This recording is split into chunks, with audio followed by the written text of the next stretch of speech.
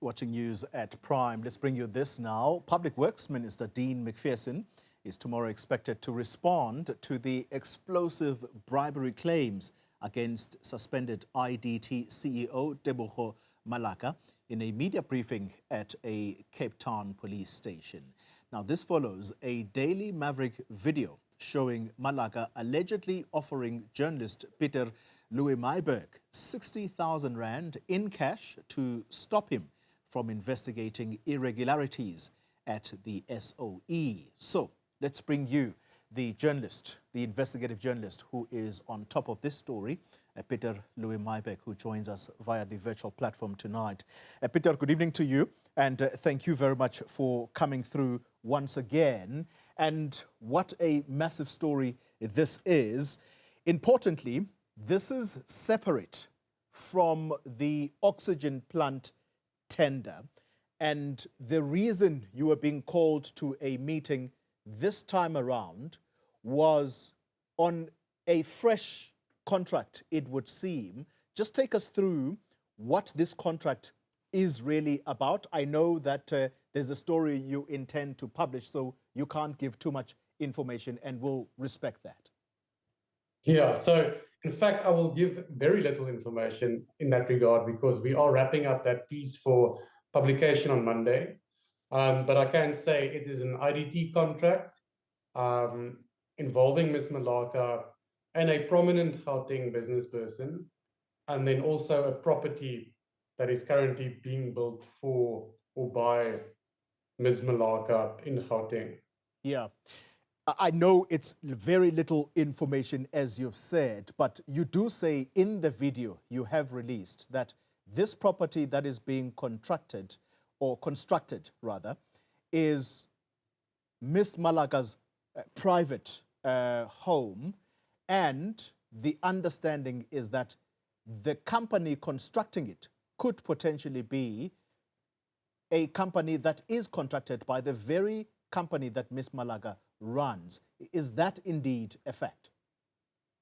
Look, I'm really not going to weigh outside of the parameters of anything we haven't reported on yet. So our sort of course of action is to publish material, and then we can discuss the elements of our investigation. So unfortunately, your viewers will have to wait until Monday when we publish this investigation.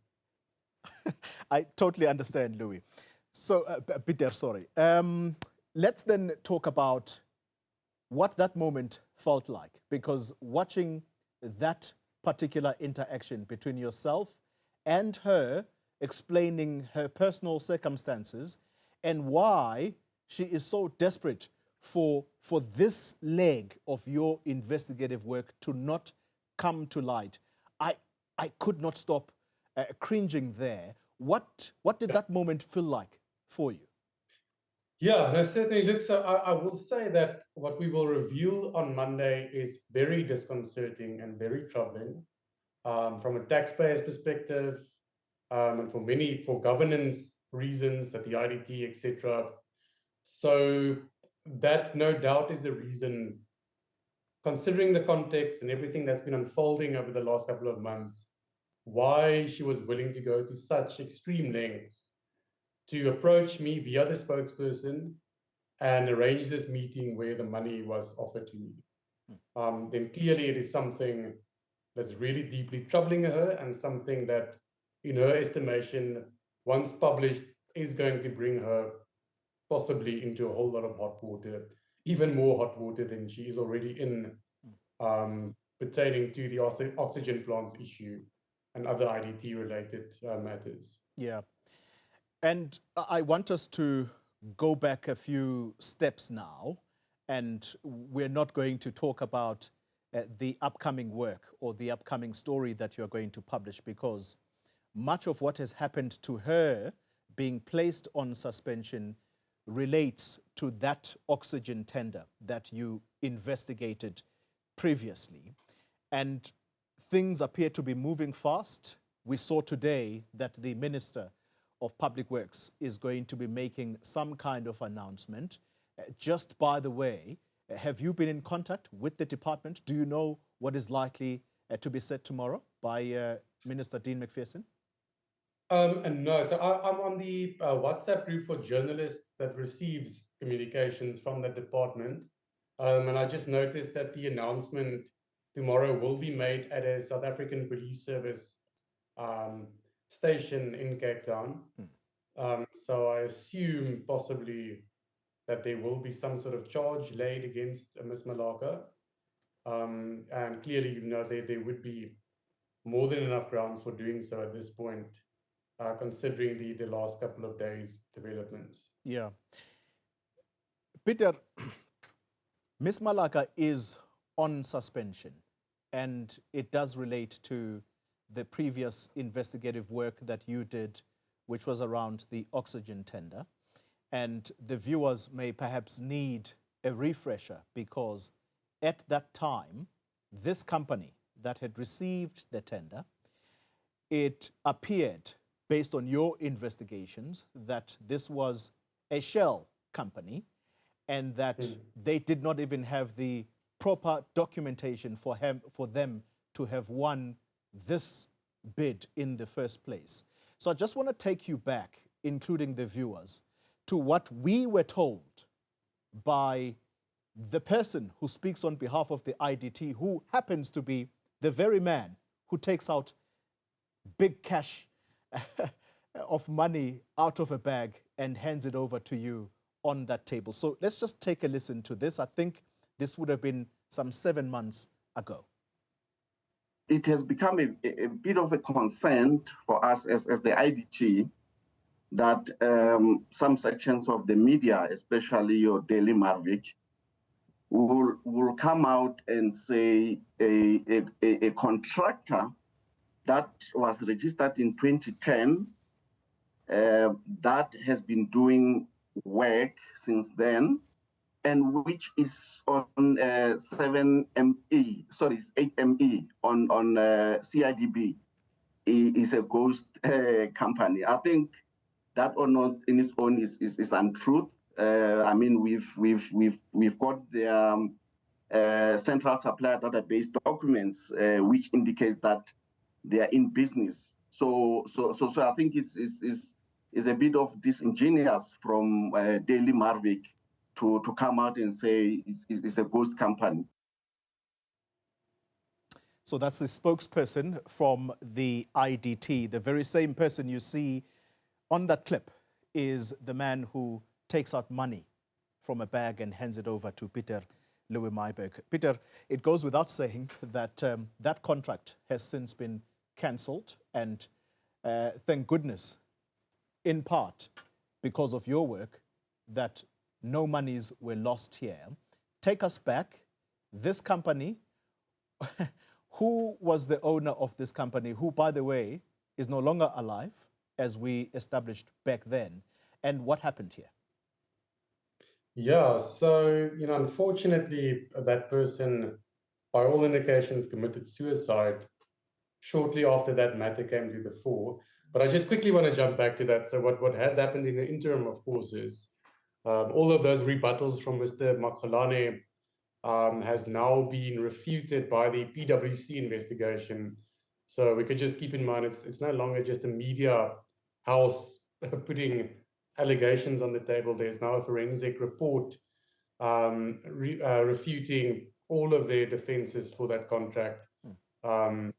The company in question, I mean, Mr. Makholane mentioned that they had the correct CIDB grading, etc. The PwC found that they did not qualify to get that contract because they didn't have SOPRA certification, they didn't have the correct CIDB grading, etc. So that has now been debunked completely by the PwC report. And it just goes to show you how, you know, disconcerting the IDT's procurement decisions has been under Ms. Malaka.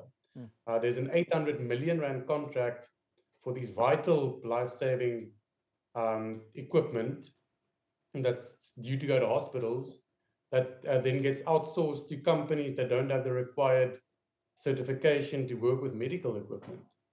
And that is essentially what the PwC report has found in terms of Ms. Malaka's involvement as the accounting officer for the IDT. She was privy to concerns over the appointed contractor. the fact that it didn't have the SAPRA license, and the fact that the entire project somehow ballooned from a cost of 250 million to 837 million, 836 million. So, you know, as the accounting officer of the IDT, she could have taken those concerns on board and cancelled the contract, or at least got the IDT to retender, yet decided to pursue with that contract and award it to those questionable contractors. Yeah, and I think closely linked to that, Peter, the ease with which tenders clearly can be manipulated and they move through processes, because a company is not just rewarded, it goes through a number of steps, and we're told that these are bid evaluation committees. Now, the reason I'm hopping on this issue of how easy tenders clearly are manipulated is that you yourself, apart from the 60,000 that is offered to you, there is an offer that you bring a company that would essentially be given work by the IDT. Does that give us a sense as to how easy it is for these contracts to be manipulated in this way and basically be given to shelf companies? Yeah, I really want to laud you for highlighting that element of the story, because I think that's going to fall into the wayside today, and it's really important. You know, it seems a lot of the buzz today has been around the 60,000 Rand, and I've been lowballed, and it's a very small figure.